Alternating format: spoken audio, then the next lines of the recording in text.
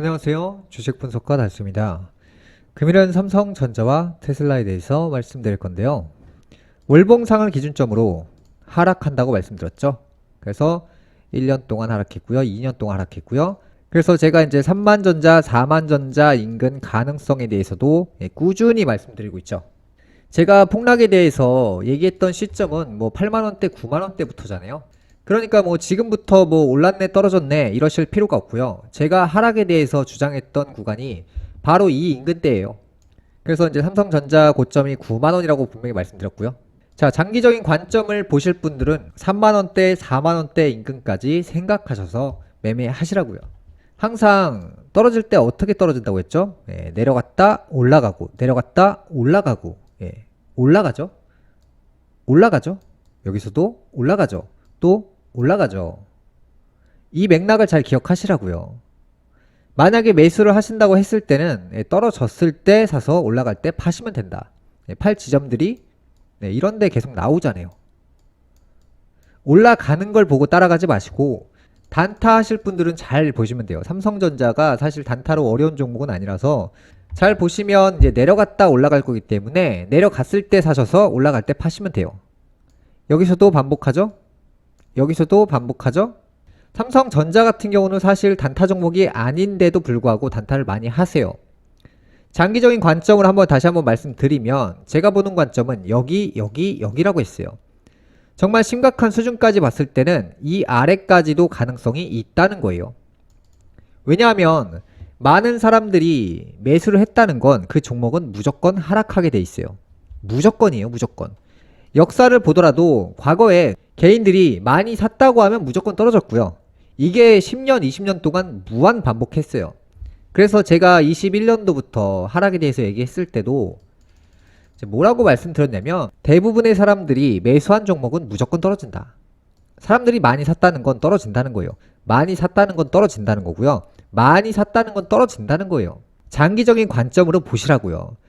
이 넓은 영역을 맞출 줄 알고 예측이 가능해야 살아남는 게임이 바로 주식입니다. 자, 2008년 당시와 매우 유사하게 흘러간다고 했죠. 정점을 찍고 내리막을 탔고요. 그 다음에 오르는 형태를 보이다가 여기서 제가 뭐라고 했습니까? 쇼크가 나온다고 계속적으로 반복해서 말씀드리고 있습니다. 그래서 제가 언제 쇼크가 팡하고 터질지 모르기 때문에 최근 몇 달, 올해 상반기에는 단기 투자로 샀다 팔았다를 하시면서 수익 내기 좋은 구간이다. 개미들이 토끼 몰이에 당해서 돈을 가지고 와서 전부 주식을 산다고 했죠. 테슬라를 역대급으로 매수하고 있잖아요. 그래서 지금 구간이 요 구간 근처에 맴돌고 있다고 가정을 하고 아직 이게 안 왔다고 했죠.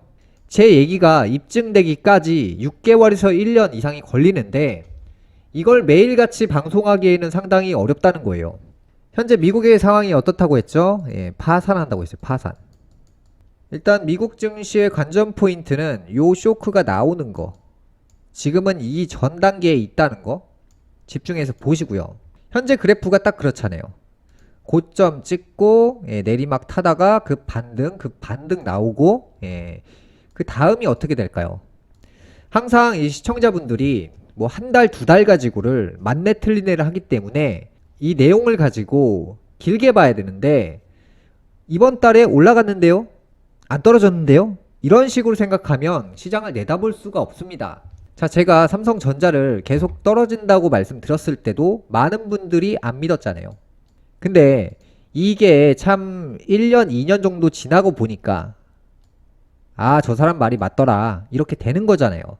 그래서 이제 사실 제가 이 당시에도 더욱 강력하게 계속 방송하면서 말씀드리고 싶었지만 이 삼성을 믿고 있기 때문에 안티를 해봤자 제 얼굴에 먹칠하는 꼴밖에 안 돼요. 지금에 와서 보니까 그나마 믿으시는 분들이 있는 거지 제가 미리미리 다 알려드리고 싶은 것들이 정말 더 많은데 사람들이 받아들일 수 있는 폭이 굉장히 좁기 때문에 제가 공개할 수 있는 양은 굉장히 한정적이라는 거예요. 그나마 소통이 가능한 범위 안에서만 말씀드리고 있습니다.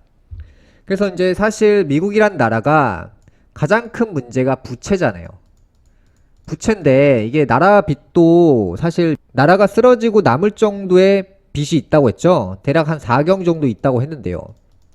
상당히 문제가 많은 금액이고요. 뭐 찍어서 될 문제가 아니고요. 계속해서 돈을 찍고 있지만 빚을 갚기 위해서, 빚을 갚기 위해서 돈을 찍는다. 이게 무슨 말이죠? 말이 안 된다는 거예요. 우리가 카드를 긁었어요. 그러면 노동을 해서 갚아야겠죠. 근데 지금 미국의 상황은 어떻냐면 자기네들이 돈을 빌려놓고 이자를 갚기 위해서 화폐를 찍고 있어요. 진짜 큰 문제는 개인 부채예요. 미국인들이 원래 책임감이 없고 인생 막 삽니다. 일단 화나면 총부터 쏘는 게 미국인들 특징이잖아요. 총은 약간 오바라고 해도 주먹이 먼저 나갑니다. 사람을 때려서 죽일 수도 있을 정도의 감정 조절이 안 되고 자기가 가지고 있는 부채도 얼마가 나가는지도 모르는 경우도 많아요. 과거에는 어느 정도였냐면 내 명의로 집을 사고 내가 지금 키우고 있는 강아지 명의로 집을 사기도 했어요. 여러분들이 지금 뭐 미국이란 나라가 뭐 애플이 있고 테슬라가 있기 때문에 정말 강대국인 것처럼 알고 계시는 분들이 많은데 사실은요, 내일 당장 파산을 해도 이상할 게 없는 나라가 미국이에요. 개인이 만약에 부동산을 사서 빚을 졌습니다. 근데 그 개인이 빚을 안 갚았을 때 누가 문제가 생길까요? 사람들은요, 지금 개인들이 빚을 안 갚으면 개인만 문제가 생기고 말겠지, 이렇게 생각하시는 분들이 있습니다.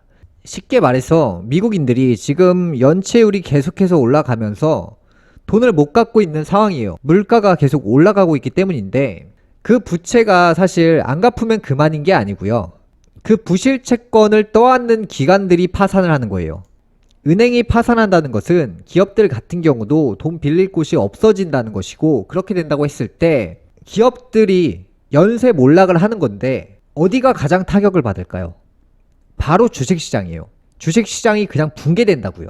미국이 붕괴되기 전에 주식시장이 징조를 보일 거예요. 그래서 여러분들이 지금 주식을 맹신하실 때가 아니고 언제 무너질지를 집중적으로 보시면서 관망을 하셔야 돼요. 제가 장기 투자하실 분들은 지금 매수할 타이밍이 아니라고 분명히 강조하고 있어요. 지금 매수를 하더라도 단기적으로 들어갔다 나왔다를 하면서 이게 생각보다 굉장히 빨리 온다는 거예요. 올해 같은 경우는 폭락한다는 것을 기준점으로 이 시장을 보시라고 했어요. 이 구간에 개미 태우기를 한다고 했어요. 개미 태우기. 실제로 개미 태우기를 엄청나게 많이 했고요. 테슬라 같은 경우도 개미 태우기를 엄청나게 많이 했잖아요. 개인들이 주식시장에 옵니다. 근데 돈을 벌고 나갈 수가 없어요. 왜냐하면 결국에는 떨어지거든요. 결국에는. 제가 말했잖아요. 300달러 인근에서 100달러 간다. 맞잖아요. 여기서 단기로 올라간다. 맞잖아요. 만약에 여러분들이 여기서 매수하셨는데 진짜 이렇게까지 간다고요. 계속. 이 구간에 매수를 해도 마찬가지예요. 계속해서 신저가가 나온다고 계속 강조하고 있어요. 신저가, 신저가, 신저가, 신저가, 이 라인들. 테슬라 100달러는 결국에 제가 깨진다고 했어요. 그래서 단기적으로 매매하실 분들은 그건 알아서 샀다 팔았다 하시면 되고요. 내년의 일들과 내후년의 일들을 미리미리 말씀드리는 거예요. 그래프가 저는 이렇게 간다고 지금 예상을 하고 있는 거고, 이 안에서 기술적인 반등을 노려서 뭐 이런데 잠깐 올라가는 것들 단타 알아서 하시면 되고요. 금요일 방송 여기까지 하겠고요. 다음 시간에 뵙겠습니다. 시청해주셔서 감사합니다.